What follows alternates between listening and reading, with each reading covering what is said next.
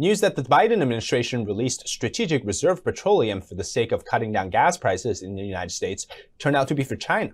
A portion of the oil reserved for wartime use has been sent to China. All the while, the administration circumvents the real core issue, which is killing American energy. Joining me to discuss this is John McNabb, former co-chairman of the 2016 Trump Leadership Council. He previously worked in the Carter-Mondale administration and saw firsthand how policies can kill energy and the economy. We discussed the situation of American energy, why this benefits China and Russia amidst the ongoing global conflicts, and why things need to change, the heightened struggle American families are going through. John McNabb, such a pleasure to have you back on. Thanks, David. Happy to be here. John, the news that the Biden administration sold the strategic petroleum reserve to countries in Europe and Asia and now end up in China, how dangerous is that?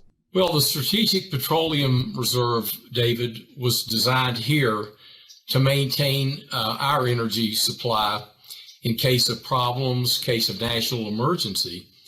And what the Biden administration did, interestingly enough, is they ended up providing China with their adding to their strategic petroleum reserve. In other words, the amount of oil that America released as if we were going to lower gas prices, the exact amount of the strategic petroleum reserve that was lowered ended up exactly adding to the strategic petroleum reserve of China. Makes no sense at all. I don't even understand how that could happen. And that's, again, a policy decision by the Biden administration that does nothing for the American public. What's your take on inflation right now? So if you think about inflation in the United States, it's a confluence of physical and policy failures. So COVID was a black swan event. Nobody could have predicted that, although the United States actually funded some of the Wuhan research in China. That also is run by the Chinese Communist Party. Europe has a problem as well. So our two big trading partners relative to inflation are China and Europe. And Europe's got real problems with debt, and they got physical problems with the Russians cutting off natural gas. Russia has weaponized natural gas to the Europeans. If Russia, and they can do this, if Russia weaponizes oil, then we've got a huge problem worldwide. And that may happen. And that gets back to credibility with the American government, with this policy, the policies of this Biden administration. So you also have the black swan event. We talked about COVID. Then you got the physical problems in the supply chain. And China, continues to have recurring COVID. And that's partly because, as you well know, in China, and I've spent a bunch of time in China working. I had a business there in Dalian. What you see in China is you've got a lot of people living on top of each other. And you got vast amounts of acreage and land where there's nobody. And so what happens is it's very, very easy to kind of, reinfect populations. And that's happening in Shanghai. A real problem there is that's one of the largest ports in the world. And so to further exacerbate the issue is we got diesel problems, and the Chinese, they refine diesel, and so do the Russians. The Russians actually are the largest diesel refiners in the world. And so you got diesel prices up in China, and then you got lockdowns where the trucking can't move around to the ports. And then what gets to the ports then comes, say, to the States, to the East and West Coast. And then you've got labor problems and you got technical problems on both sides of our ports, East and West.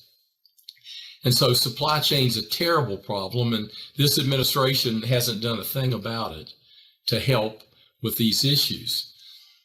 And then policy, you've got Biden's war on American energy, and that really has hurt this inflationary process. I was doing some advanced work for the Carter White House and Vice President Mondale. What you have back then is you don't have these black swan events, and you still had runaway inflation. And so if you go back 40 years, right now, this is the largest inflation we've had in this country. And it's like 8.6% annualized now, going to 9. And we didn't have all that back then, but the Carter policies we ended up with great inflation again back then, and also a recession. So looking at recession technically is 2 negative growth quarters in a row. And we're in negative growth quarter number 2 right now in the United States. John, where do you see the price of oil go from here? Oh, yeah. So right now you're seeing a drop in West Texas Intermediate. So that's the crude that's our count. Brent is in Europe. But for West Texas Intermediate, right now we're seeing a small drop down to $99 a barrel. That's the 5th drop in recent times. So this is nothing to worry about. In fact, we should all be so lucky to have lower oil prices. And I'm in oil and gas business, but if you look at it countrywide. But what I think oil is going to do, because there's been such underinvestment, David, since Biden started campaigning, the war on energy, the war on American farmers, with fertilizer and diesel fuel being so high. This is all policy driven. And so I think with this underinvestment that's actually going on more places in the United States, say Canada, this underinvestment is going to create oil probably at $125, so $15 a barrel more right now. And that's not going to, cut consumption. I think oil could get to $150 a barrel. And if you look back in time, inflation adjusted, we've had oil as high as $165 a barrel. People don't remember that because it's inflation adjusted. So what I think happens eventually at $150 a barrel, which I think that's where oil is going to go, you're going to start seeing a lessening of demand. Okay, so if you look at the world oil situation is very tight. The Saudis probably could produce 500,000 more barrels a day. The UAE is about tapped out. Because of political problems, Ecuador is out of the market. So is Libya. John, based on your experience, are they circumventing the real core problem? And especially if you're a Democrat, you think the government is the end all for fixing everything. So what the government does is put out in the market $1.9 trillion. And all that does is just jazz up, cash money in people's pockets. It's done a couple of things, David. First of all, it's caused people to stay at home. So we have a workforce shortage in the country, which is amazing to me. As great an economy as we have, we've got a workforce shortage, and that's because people are sitting around watching television. They're getting free money.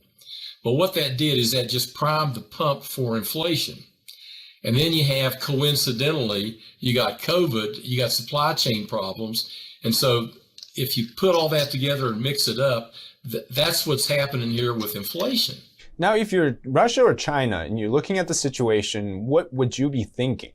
Absolutely. I mean, if I'm the Chinese, and I'm not, and what I would do is nothing. I would just watch this administration kind of crater the country. If I'm the Russians, and I'm a little mad at what's going on in the U.S. relative to how we have responded to the Ukraine, which totally, by the way, this Ukraine invasion is totally illegal, totally immoral. If you look at the number of citizens who've been murdered by the Russians, I mean, this whole thing is a total negative. But if I'm the Russians, and now there's all kinds of problems that they're going to have with exports, the sanctions coming back on, all the Russians have to do, they've already done half of it, and that is they've cut the natural gas supply to Europe. And Europe's got problems of their own, as we've talked about earlier. And so the next step is, if the Russians really want to foul things up for the United States, they would weaponize oil just like they weaponized natural gas. So if I'm the Russians and the Chinese, I'm sitting in, not a great position, but a lot better position than we are here in the States. The green agenda, but at what cost? I mean, do you think that is it sustainable? When I was involved in the Trump campaign, I think about what Trump did, like him or not.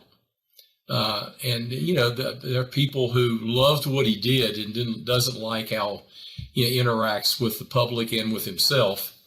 But his tax reform worked. It put money back in people's pockets.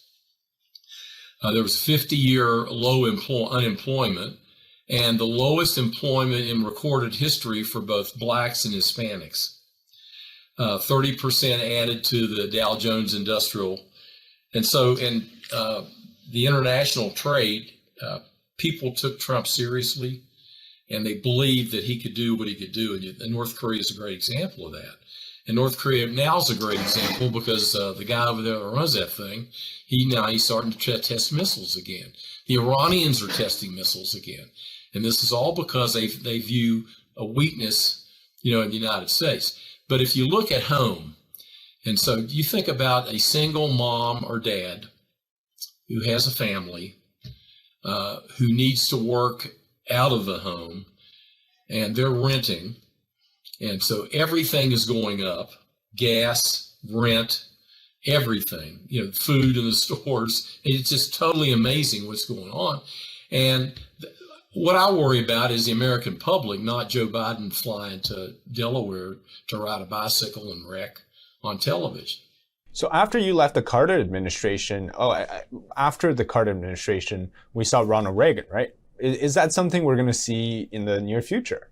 Well, I mean, we have to. The thing about Reagan, I have two favorite presidents, and one was Dwight Eisenhower, who was a real military man who helped win the war. A guy grew up, farm country, just a great human being, said very little, did a lot. It's different than most of these politicians today. And then Reagan never had a chip on his shoulder. Reagan just loved America. And so this crowd today, Washington has become so divisive and divided that people better wake up. And this is Democrats and Republicans and unaffiliated voters, independents. We better wake up because this country's in worse trouble than I guess most people think. John McNabb, such a pleasure. Thanks, David. And thank you so much for watching today. This is China Insider. I'm David Zhang. We'll see you next time.